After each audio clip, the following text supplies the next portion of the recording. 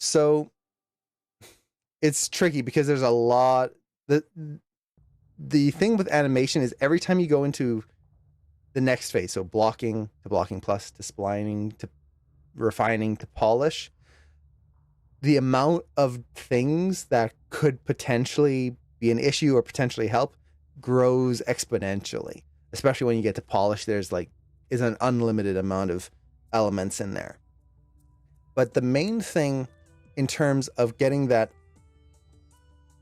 like first spline and getting into polish, to me is usually, I'm trying to simplify it down as much as I can into broad things. Kind of 2 or 3 main things. So the first one is that if you've got everything animated on 4s and you go into splines, you're trying to get to polish, the first thing to keep in mind is that there are going to be parts of the character that still need to be pushed even further, where you need to put it down onto 1s and 2s, not just on 4s. And this is very easy to see with a walk. So for example, when you're animating a walk, you've got the body kind of going back and forth, doing the rotations, everything like that. Usually you've animated that on 3s if you're doing a vanilla walk, and it looks great. When you go into splines, you don't need to add any more keys on the body, not usually. Just having it on 3s for the rest of the project, done. That's all you need. But the feet, because you've got these contacts where you've got contact, and then the foot has to go flat, and then the toes have to move independently, and then you have to maybe add any little twists in there, and then the foot pushes off of the ground and has to lift off and push off of the toes and move in a very specific arc. Those moments are going to have to be animated on 1s. So part of going into that splining to polish pass is putting more keys where you need them. It doesn't necessarily need to be on the entire thing once you get into splines, because if I'm holding my body still, I'm doing this, my body doesn't need a key on every single frame. That's going to be pointless and just a lot of excess. But the hand doing this, I'm probably going to be animating on 1s, if not 2s. 4s would not be enough to capture the speed of the wave in this case. So, adding more keys where you need them to really hold and refine your shapes. Otherwise, no matter what, things are always going to feel very soft and swimmy. The second thing is really pushing the spacing of your curves. Because Maya, as good as it is, and this goes for any animation program, animation programs are good at splining. That's the point, is they will fill in betweens for you. Great. But they're very bad at making splining interesting and making it dynamic. And oftentimes their curves are going to be very boring and uniform. They're also going to have issues where the curves will always feel very flat at the beginning and end.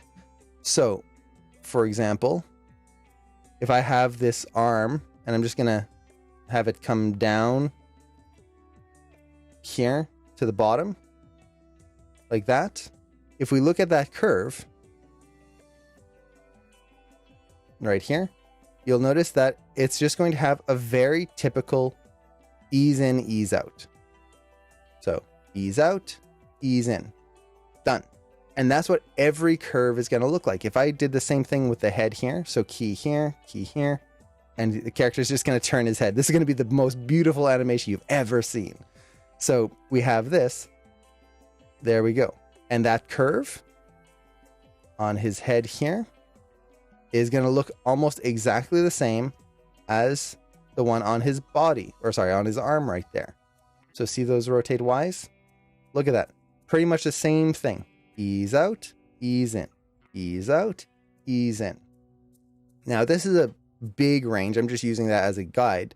But even when you have it on 4s, it's going to be that same thing, just kind of scaled down. Now imagine that's happening across your entire character on every attribute of every control. So your rotate X, Y, and Z, your translate X, Y, and Z on your shoulder, elbow, wrist, head, neck, body, spine, hip, legs, knees, all of it. They are all doing that. It's going to get very boring very quick. So This is where we need to go in and refine things, push the breakdowns and push the in-betweens to be dynamic and interesting. And this takes time. Now, how do you do that? Well, you can either add more keys. So for example, I could just go in here, I'll set a key on the head here, and I'm just going to hold it back a little bit longer. Right there. Now, if I look at my curves, you'll see that the head curve, oh, that's way more dynamic. It starts slow, goes a little bit faster here. Ooh, cool. Well, what if I take this here and I'll break this down and I'll take that head and move it over here now? Well, now if we look at that shoulder and arm curve, or sorry, shoulder and head curve, you can see that that head curve feels much more dynamic. It's got a hold, then fast, and then hold again. So right there in the animation, that head is going to be a little bit more dynamic in there compared to that arm that just kind of slides down. So I've added more detail. This would be adding breakdowns, adding more keys. You don't necessarily have to do that. You could do that just by shaping your curves if you wanted to. So I could just take my tangents here, shape the curves. There we go. Even that's going to be more dynamic. So I'm trying to take those default curves that Maya gives me and make them more interesting. Now, the other thing is we don't have any overshoots. Everything just kind of goes into place. Well, what if I wanted to build an anticipation? So instead of that arm just going straight down, let's actually have this go down slightly here. So now that arm goes up and then down right through there. And again, I'm doing this over a really long range. It's just so we can see the micro motions a little bit more. But the same thing would apply on that 4-frame range. You have a key here, 4 frames in the middle, or technically it would be 3. What do you do in that section? Do you add a little overshoot? Do you add a little bit of an anticipation? Do you push that spacing so it's more dynamic? And now we get that. And I can add a little bit of an overshoot here, something like this. And now that arm is just going to be a little bit more interesting right in there. It's terrible because it's a really robotic motion, but you can see how that's going to be more dynamic already. And then the last thing, and this is especially true with the beginning and end of your shot, is you always want to be careful of how your curves look, because by default, they will always be flat. So imagine this arm right at the start of the shot is just supposed to go drop. This would be like your translate Z in a walk. If you're animating a walk and your character is just supposed to start walking, we don't want the curve to be flat here at the beginning. They should just start walking right away. But by default, Maya is going to flatten those curves if we're using auto tangents because, well, that's the default behavior. So we would want to take our curves and make sure that we don't get any weird flatness or slowdowns when there shouldn't be any right in there. So those are kind of the main things. It's really thinking of your breakdowns, adding more keys where you need them, and then pushing your curves to be more dynamic. Now, along with that, like there's a lot of different ways of thinking about it. For me, I either think about it in terms of the curves here, especially if you're going more into the polish elements. But if you're still kind of early in splines, the other element is the lead and follow. So how can we push things to move in a dynamic way? So for example, right now, this arm, the entire arm is just coming down. Now, to be fair, we haven't keyed anything else. But even if I keyed that elbow, let's say we do this, and we're going to have the elbow straighten out here. So now, let's go back to just default right there. If we look at that arm, it's starting out bent. Right here, let's make that even more. And then it's straightening out, and everything straightens out very evenly, very boring. Nothing's leading, nothing's following. It's just robotically going down, everything's opening up. Well, what's leading? Let's say we want the elbow to lead. That comes down first. Well, that elbow bend should stay bent then. That way we have the arm leading, the elbow dragging down, and the arm stays bent. right in here and then comes out. So you get something like that. Now I would want to hold this a little bit more here. And let's move this out just a little bit further.